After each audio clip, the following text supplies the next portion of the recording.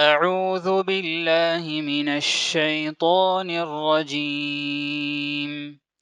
بسم الله الرحمن الرحيم. السلام عليكم ورحمة الله وبركاته. بسم الله والحمد لله والصلاة والسلام على رسول الله وعلى آله وصحبه ومن والاه وبعد. رمضان کا یہ مبارک مہینہ بہت ہی بابرکت مہینہ ہے۔ اس مہینے میں ہم مسلمان روزے رکھتے ہیں، زکوٰۃ دیتے ہیں اور دوسرے خیرات اور صدقات کا کام کرتے ہیں۔ تو عزیز دوستو، اس ناحیے سے ہم مرکز العلوم والحکم للدعوت والارشاد موہی کے جانب سے یہ پروگرام کا براڈ کاسٹنگ ہو رہا ہے۔ آپ تمام حضرات سے گزارش ہے کہ آپ موہی کا ساتھ دیں، اس کار خیر کو آگے بڑھانے میں موہی کے ساتھ رہیں۔ یہ مختصر اعلان کے ساتھ اصل موضوع کی طرف آگے بڑھتے ہیں۔ اصل موضوع عزیز دوستو یہ ہے کہ ہم نے گزشتہ کے مجلس میں جنوب کی باتیں سنی۔ جنوب میں ہم نے دیکھا، گزشتہ سے پیوستہ کی مجلس میں ہم نے دیکھا کہ لنکا میں کیسے اسلام آیا، مالدیو میں کیسے اسلام آیا، ساحل گجرات میں، کونکن میں، اور نوایت خاندان کے تعلق سے ہم نے سنا، اور اس کے بعد ملبار اور معبر کی باتیں ہم نے سنی۔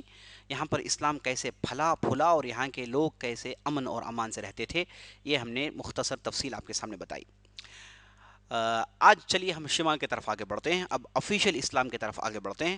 ہم نے پہلے بھی جانا اور سنا ہے کہ محمد بن قاسم وہ آدمی ہیں جو 92 ہجری میں 92 ہجری میں انہوں نے اسلام کو باقاعدہ یہاں پر لایا، اور سندھ کا علاقہ جہاں پر مشہور علاقے ملتان، مکران، منصورہ، بلوچستان جیسے علاقوں میں اسلام کی حکومت قائم ہوئی اور باقاعدہ اسلام یہاں پر پھل رہا تھا۔ لگ بھگ 200 سے لے کے 250 سال تک کا یہی معاملہ تھا۔ اسلام آج کا جو ہندوستان ہے اس میں داخل نہیں ہوا۔ آج کا جو ہندوستان، چونکہ آج سندھ میں ہے، پاکستان میں ہے سندھ، اور ہندوستان میں یہ سندھ کے علاقے نہیں آتے، تو آج کا جو ہندوستان ہے اس میں اسلام داخل ہوا بعد میں لے کر، یعنی آفیشیلی طور پر حکومت کرنے کے لیے، ریاست کے لیے اسلام بعد میں داخل ہوا۔ تو عزیز دوستو، اس کا آغاز ہوتا ہے راجہ جے پال سے۔ راجہ جے پال ایک ایسا راجہ ہوا کرتا تھا جس کی حکومت تھی پشاور اور لاہور میں۔ لاہور یہ پنجاب کا علاقہ ہے، پشاور پشتی پور اس زمانے میں سے کہتے تھے۔ اس علاقے میں اس راجہ کی حکومت تھی، یہ راجہ راجپوت تھا۔ اور راجپوت کون ہیں، ان کے تعلق سے ہم نے جو مجالس گزر گئی ہیں اس میں ہم نے گفتگو کیا۔ ہم نے گوجروں کے تعلق سے جب گفتگو کی تو بتایا کہ راجپوت کون ہیں، ان کے کیا کیا خاندان ہیں، ہم نے بتایا تھا آپ کو۔ تو یہ جو راجپوت تھے اس سے اس کا تعلق تھا۔ راجپوتوں کی حکومت سمجھے کہ سارے ہندوستان میں الگ الگ ان کی ریاستیں تھی۔ مارواڑ میں ان کی ریاست تھی، قنوج میں ان کی ریاست تھی، متھرا میں ان کی ریاست تھی، اور اس کے بعد ہے نا دوسرے علاقے ان کے اجین اور دوسرے علاقے تھی جہاں پر ان کی حکومتیں ہوا کرتی تھیں۔ مختلف راجپوت بادشاہ مختلف ریاستوں میں اپنی اپنی خود مختار سلطنتیں چلا رہے تھے۔ تو اس میں سے اس علاقے میں رہنے والے بادشاہ کا نام جے پال تھا، اور اس کے ہاتھوں تلے لاہور اور پشاور جیسی حکومتیں تھیں۔ جب ہم میپ دیکھیں گے آپ کو پتا چلے گا کہ لاہور اور پشاور کے سرحد باؤنڈریز افغانستان کے باؤنڈری سے لگتے ہیں۔ افغانستان میں اس زمانے میں غزنی حکومت کا آغاز ہو چکا تھا۔ غزنی حکومت کا آغاز اصل دوستو الپسبتگین نامی ایک ترکی شخص کے ذریعے سے آغاز ہوا۔ یہ ترکی کا جو شخص تھا یہ اصل میں اس کا تعلق تھا بغداد کے عباسی خلافت سے۔ بغداد میں جو عباسی خلافت ہوا کرتی تھی وہ خلافت کے ذریعے سے ان علاقوں میں، ترک علاقوں میں، وہاں پر ایک حکومت ہوا کرتی تھی، لیکن یہ حکومت زائل ہو گئی۔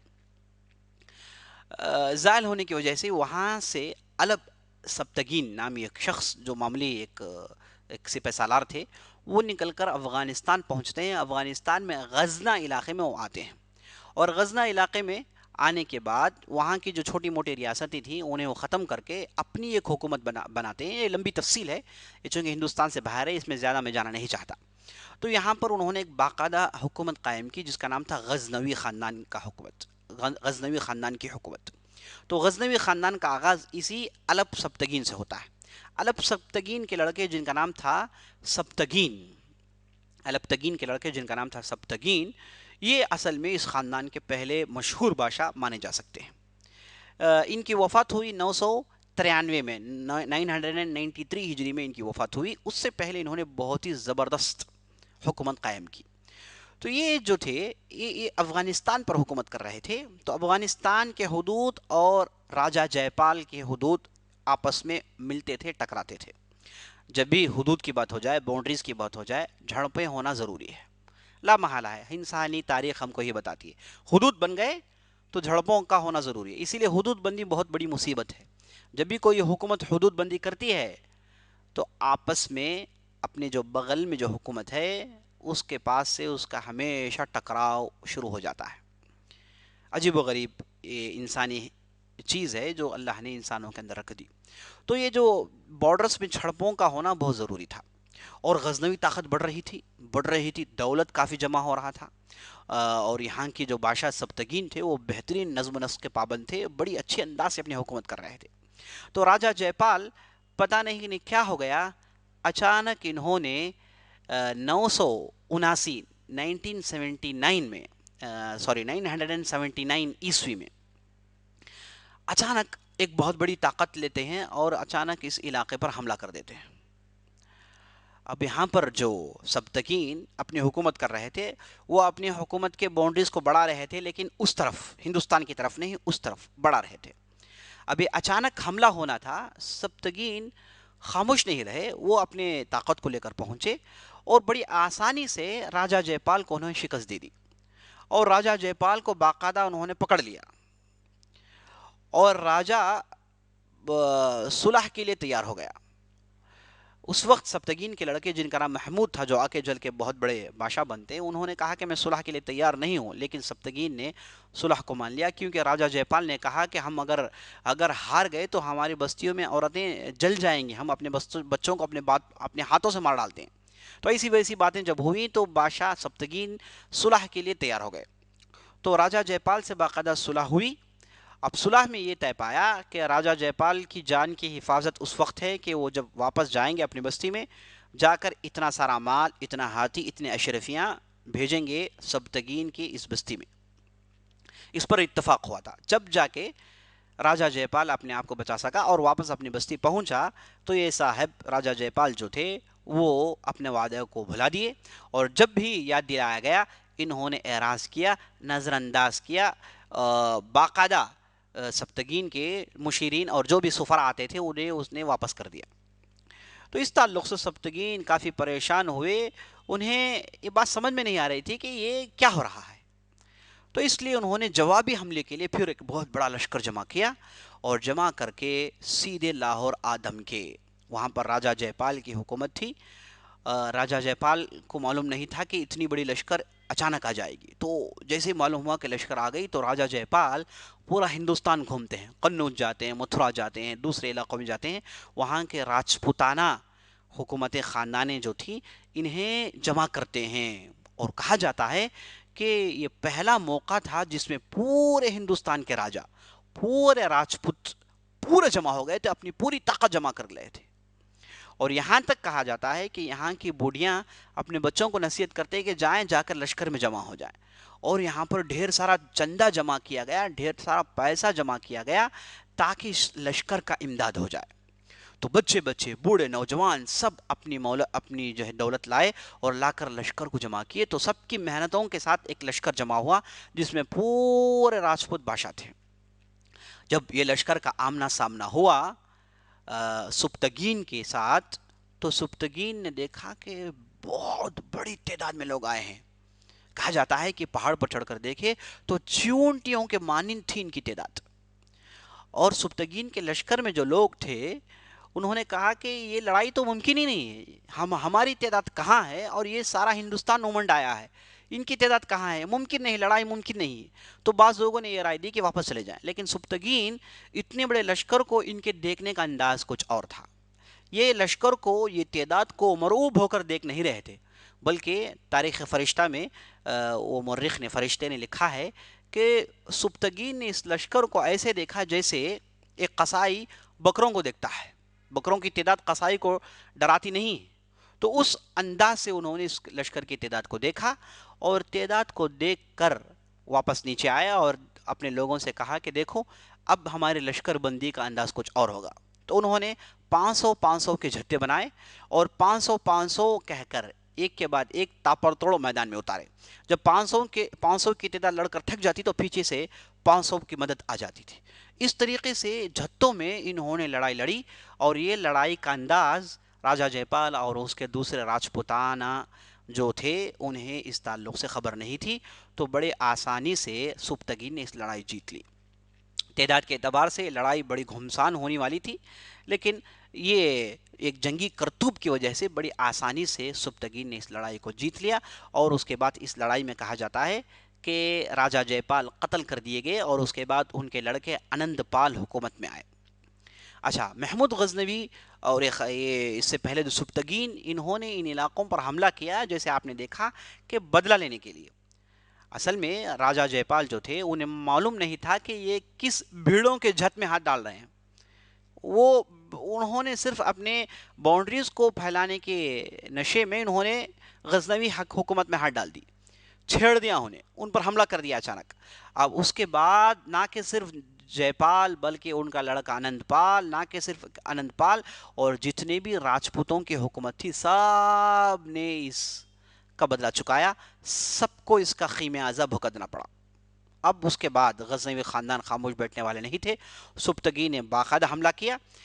اور تعجب کی بات یہ ہے کہ غزنوی جو بھی حملے کیے خاندان والے، انہیں ہندوستان میں باقاعدہ حکومت کرنے کا کوئی آئیڈیا نہیں تھا، کوئی تصور نہیں تھا، بلکہ وہ حملہ کرتے، بدلہ لینا تھا. اور جب بھی حملہ ہوتا، حملے میں دیکھتے کہ یہ نیا بادشاہ کون آ گیا ہے، تو اس بادشاہ کے علاقے میں پہنچ جاتے.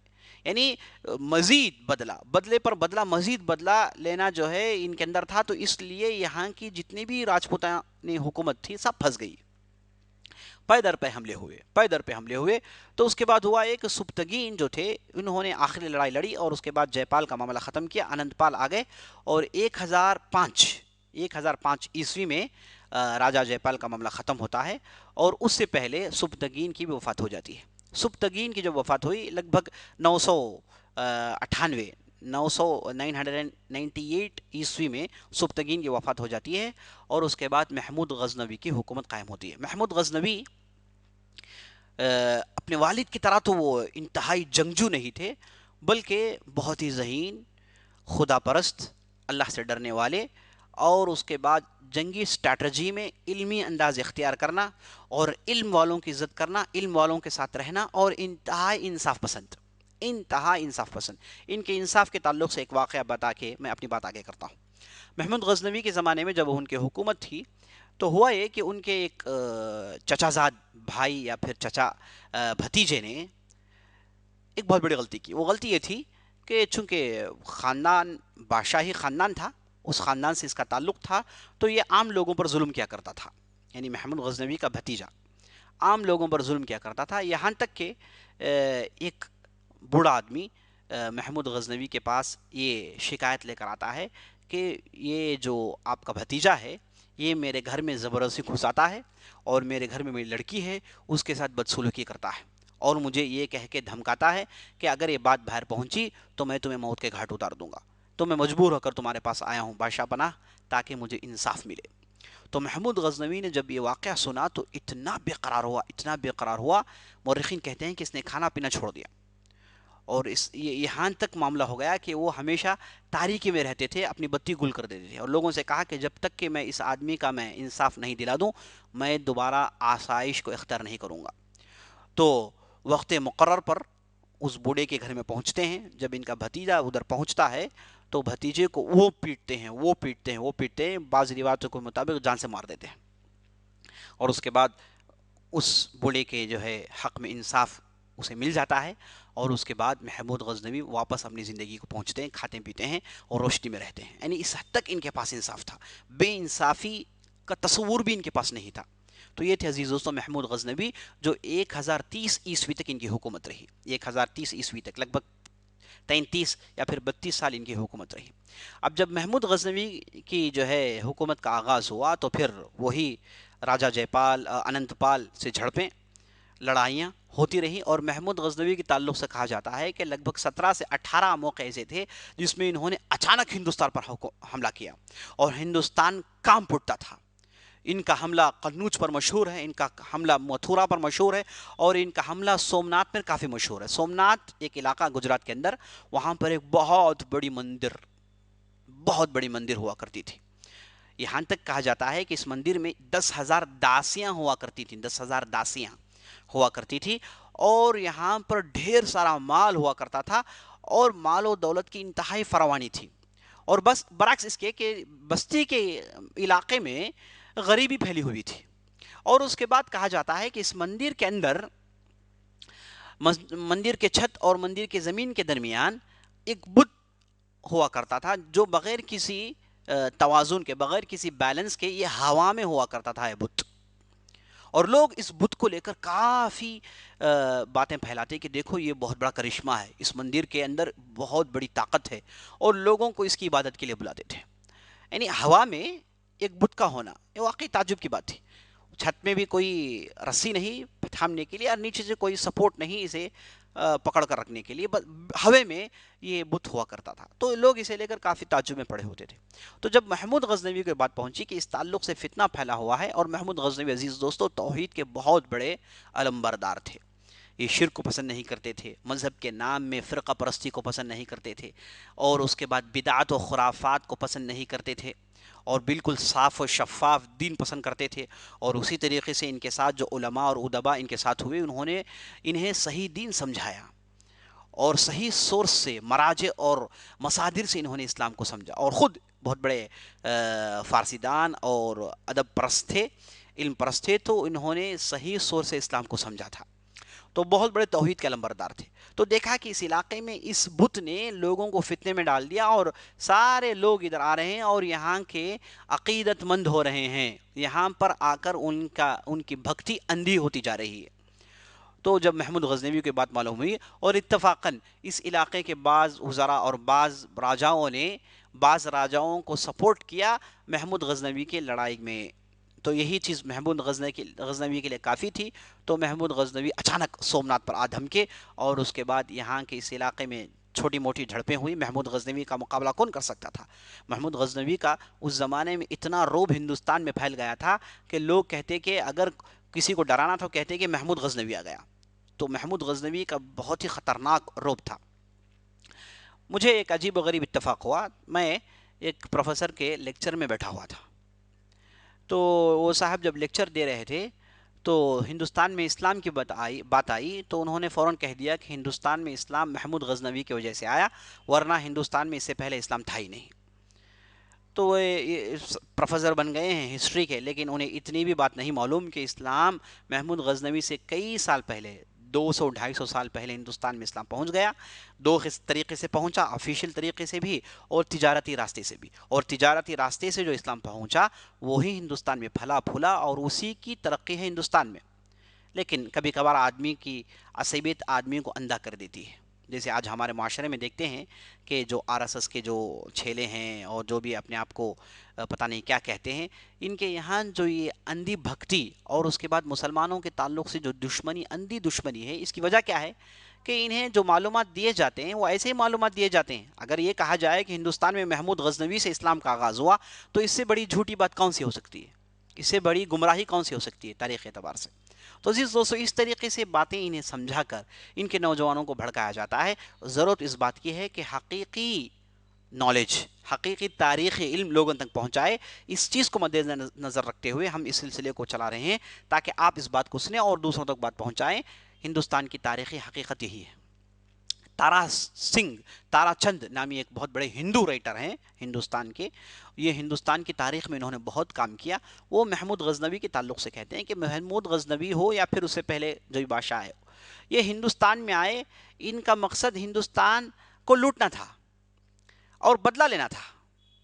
ہندوستان کے مال و جائیداد میں ان کی نظر تھی، لیکن کہیں پر بھی ایک بھی مثال ایسی نہیں ملتی جس میں محمود غزنوی نے یہ کہا لوگوں سے کہ تم زبردستی مسلمان ہو جاؤ، یا پھر محمود غزنوی نے کسی بھی ایک مندر کو امن و امان کے ماحول میں پھوڑا ہو۔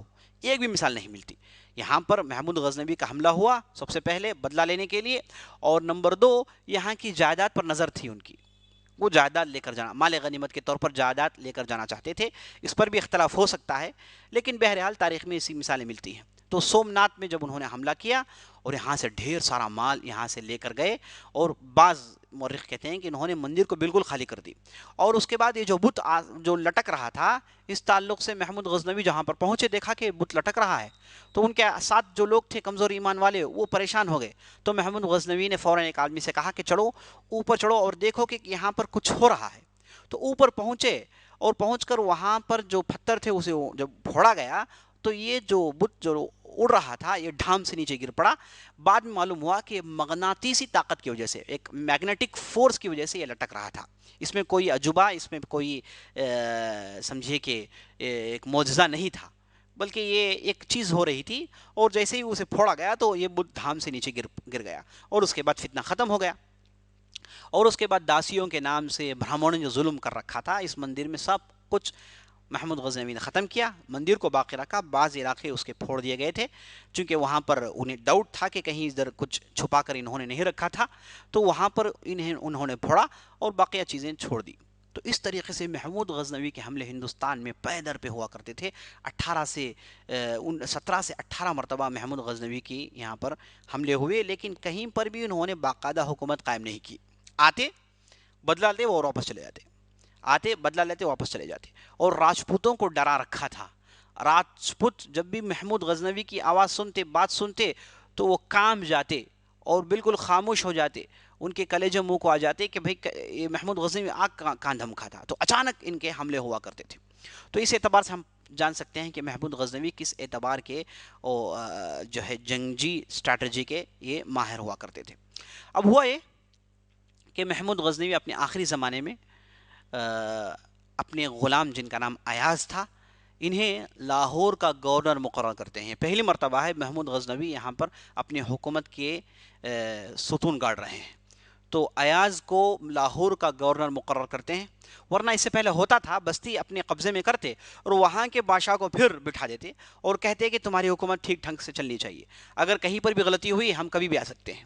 اس طریقے سے ان کی حکومت ہوا کرتی تھی، لیکن پہلی مرتبہ لاہور میں انہوں نے اپنے غلام ایاز کو گورنر بنایا اور لاہور کی حکومت کو ان کے ہاتھوں میں سونپا۔ یہ ایاز محمود غزنوی کے غلام کافی مشہور ہیں، اور علامہ اقبال کے شعر میں بھی ہے کہ ایک ہی صف میں کھڑے ہو گئے محمود و ایاز، نہ کوئی بندہ رہا نہ کوئی بندہ نواز، اسی کی طرف اشارہ ہے۔ یہی یہ ایاز جو غلام ہیں انہی کی طرف اشارہ ہے، یعنی محمود و ایاز، محمود بادشاہ، ایاز غلام، دونوں اللہ کی بارگاہ میں پہنچتے ہیں تو ایک ہی صف میں کھڑتے ہیں، شانہ بشانہ کھڑتے ہیں اللہ کے سامنے پہنچنے کے بعد۔ میں بادشاہ ہوں، میں غلام ہوں، یہ اونچ نیچ کا کوئی تصور نہیں ہے، اس کے طرف علامہ اقبال کا اشارہ ہے۔ تو انہوں نے محمود کا ذکر کیا اور ساتھ ساتھ ایاز کا ذکر کیا۔ تو ایاز ایک پہلے آدمی تھے جن کے ہاتھ میں حکومت ملی، اور حکومت دینے کے بعد 1030 عیسوی میں محمود غزنوی وفات پا جاتے ہیں۔ محمود غزنوی کی زندگی بہت ہی زبردست زندگی گزری ہے، اور محمود غزنوی کے بعد ان کے لڑکے مسعود آئے۔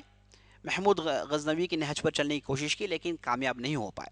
محمود کے تعلق سے، رحمۃ اللہ علیہ کے تعلق سے ہم کو یہ بتانا ضروری ہے کہ محمود غزنوی کے لشکر میں ڈھیر سارے ہندو ہوا کرتے تھے جو ان کے انتہائی مخلص تھے، ان کے وفادار تھے، اطاعت شعار تھے۔ ان میں سے نام میں لینا چاہوں گا سوبند راؤ، اور اس کے بعد ناتھ، اور اس کے بعد تلک۔ یہ 3 ایسے ان کے خاص مشیر تھے جو ہندو تھے۔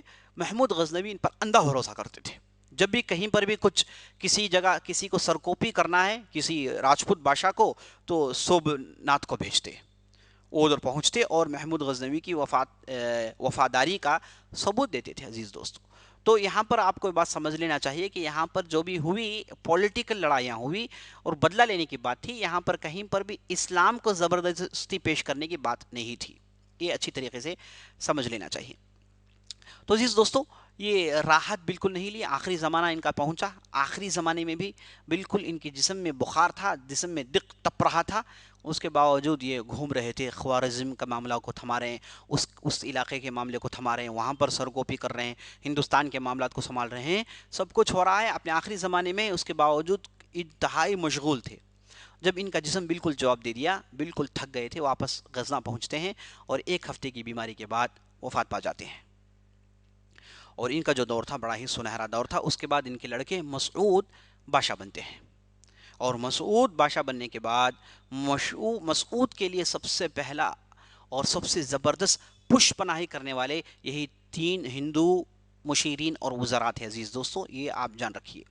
اسی طریقے سے ہم دیکھتے ہیں کہ مسعود کی حکومت قائم ہوئی اور مسعود نے بھی اچھے انداز سے حکومت کی، اور اس کے بعد مسعود کے بعد لگ بھگ 10 بادشاہ آئے، یعنی غزنوی جو خاندان رہا لگ بھگ 210 سال تک ان کی حکومت رہی۔ آغاز ہوا 990 کے آس پاس، اور یہ خاندان کا خاتمہ ہوا 1182 میں، 1182 ہجری میں اس خاندان کا خاتمہ ہو۔ لگ بھگ 210 سال تک حکومت رہی۔ صرف محمود غزنوی کی حکومت 32 سال تک رہی، اس کے بعد ان کے لڑکے آئے اور ان کے لڑکے کے لڑکے آئے، تو اس طریقے سے حکومت آگے بڑھ رہی تھی، لیکن کوئی بھی محمود غزنوی کے پائے کا نہیں تھا، یہ تو ماننا پڑے گا، سوائے ابراہیم غزنوی۔ ابراہیم غزنوی جو محمود غزنوی کے سمجھیے کہ 5ویں یا پھر 6 پشت میں آئے تھے، ان کے زمانے میں کافی ترقی ہوئی، لیکن علمی ترقی ہوئی، علمی ترقی ہوئی، اور یہ بہت بڑے علم دوست تھے جنہوں نے بہت کچھ کام کیا۔ ابراہیم غزنوی ایک قابل ذکر ہیں۔ تو آخر زمانے میں بہرام خان نامی ان کے خاندان میں ایک بادشاہ بنے، جو اچھے خاصے بادشاہ تھے، لیکن ان کی لڑائی غوریوں سے ہو گئی۔ غوری جن کا تعلق غور سے تھا، وہ بھی افغانستان کا علاقہ، یہاں پر غوریوں سے ان کی جھڑپیں ہو گئی۔ غور ایک پہاڑ کا نام ہے، اس کے آس پاس رہنے والے اپنے آپ کو غوری کہتے ہیں۔ یہاں پر شہاب الدین نامی ایک شخص، جو محمد ان کا نام تھا، شہاب الدین ان کا لقب تھا، ان کے اندر حکومت قائم کرنے کا جذبہ تھا۔ یہ اصل میں محمود غزنوی اور یا پھر غزنوی خاندان کے لشکر سے ان کا تعلق تھا، سپہ سالار یا پھر کوئی ایک عہدے میں تھے۔ تو انہیں جب معلوم ہوا کہ یہ خاندان کمزور پڑ رہا ہے، تو یہ اٹھ کھڑے ہوئے، انہوں نے اپنے لوگوں کو جمع کیا اور بڑے آسانی سے غزنہ کے علاقے کو اپنے قبضے میں کر لیا۔ یہ بہرام خان جو تھے، یہ محمد غوری سے ڈر کر لاہور میں آ کر بس گئے، غزنہ چھوڑ دیا، تو غزنہ ان کے ہاتھ میں آ گیا۔ تو اس خاندان کا، غزنوی خاندان کا آخری بادشاہ جس کا نام تھا خسرو ملک، اس کا خاتمہ ہوتا ہے محمد غوری کے ہاتھوں، اور خاتمہ ہوتا ہے 1182 ہجری میں۔ تو یہاں پر غزنوی خاندان کا خاتمہ ہوتا ہے۔ غزنوی خاندان کا مختصر اگر ہم نچوڑ دیکھنا چاہیں تو یہ ہے کہ یہ بدلہ لینے کے لیے ہندوستان میں داخل ہوئے۔ ہندوستان میں باقاعدہ انہوں نے حکومت قائم نہیں کی، سوائے آخری زمانے میں محمود غزنوی نے اپنے غلام کو لاہور کا بادشاہ بنایا، اور اس کے بعد باقاعدہ غزنویوں کی حکومت یہاں پر نہیں تھی، اور راجپوتوں کی حکومت تھی، لیکن وہ ان کے ماتحت ہوتے تھے، کبھی کبھار خود مختار بھی ہو جاتے تھے۔ اور غزنویوں نے علم کی ترقی کی، علم والوں کو اپنے ساتھ رکھا۔ اور میں آپ کو یہ بتاتا چلوں کہ اسی زمانے میں، غزنوی زمانے میں، ایک بہت بڑے عالم آئے جن کا نام تھا البیرونی۔ ان کے تعلق سے انشاءاللہ ہم آئندہ مجلس میں تفصیل سے گفتگو کریں گے، کیونکہ البیرونی کے تعلق سے میں کہیں پر بھی تفصیل نہیں پڑھتا ہوں۔ میری کوشش ہوگی اس سلسلے میں کہ ان چیزوں کو آپ کے سامنے لاؤں جن کے تعلق سے لوگ نہیں جانتے، یا پھر جن پر پردے پڑے ہوئے ہیں، تاریخ کے دبیس پردے پڑے ہوئے ہیں، انہیں میں منظر عام میں لانا چاہتا ہوں۔ میں چاہتا ہوں کہ ہمارے سامعین ناظرین اس تعلق سے معلومات اپنے پاس رکھیں، اپنے پاس نوٹس رکھیں، اور اس سے بہت زیادہ فائدہ ہونے والا ہے، کیونکہ ہم دیکھ رہے ہیں کہ تاریخ کو بدلنے کی کوشش ہو رہی ہے، سلیبس کو بدل کرنے کی کوشش ہو رہی ہے، لیکن الحمدللہ آج بھی ہمارے پاس اردو میں، فارسی میں ایسے مراجع و مصادر، ایسے سورسز ہیں جن میں حقیقی تاریخ موجود ہے الحمدللہ۔ میں چاہتا ہوں کہ ان چیزوں کو جو لوگ عام لوگ پڑھ نہیں سکتے، ان تک یہ علم میں پہنچاؤں، تاکہ وہ اپنے آل اولاد کو پڑھائے، جس کے ذریعے سے اسلام کی حقیقت لوگوں تک پہنچے، اور مسلمان ہندوستان میں آئے تو ایک رحمت بن کر آئے۔ اور یہاں پر جو بھی لڑائیاں ہوئیں، مندر پھوڑنے کی بات ہوتی ہے، یہ سب اتفاق ہے، اس کے پیچھے پولیٹیکل اسپیکٹس ہیں، یہ میں انشاءاللہ اسے اجاگر کرنا چاہتا ہوں۔ تو عزیز دوستو، اس طریقے سے غزنوی حکومت کا خاتمہ ہوا، اور اس کے بعد غوری حکومت کا آغاز ہوا، اور کیسے غوری حکومت کا آغاز ہوا، اس تعلق سے بھی تفصیل انشاءاللہ آئندہ مجلس میں آنے والی ہے، اور البیرونی کے تعلق سے آپ تفصیل سننے والے ہیں۔ البیرونی ایک بہت بڑی شخصیت ہے جس کے تعلق سے ہم اور آپ کو جانا ضروری ہے۔ انشاءاللہ آئندہ مجلس میں ہماری ملاقات ہوگی، تب تک کے لیے میں آپ سے اجازت چاہتا ہوں، اور اللہ سے دعا کرتا ہوں کہ اللہ رب العزت ہمیں رمضان کے اس مبارک مہینے میں جہنم سے چھٹکارا دے اور جنت میں داخلہ دے دے، آمین یا رب العالمین۔ وصلی اللہ علی نبینا محمد وعلی آلہ وصحبہ اجمعین، والسلام علیکم ورحمۃ اللہ وبرکاتہ۔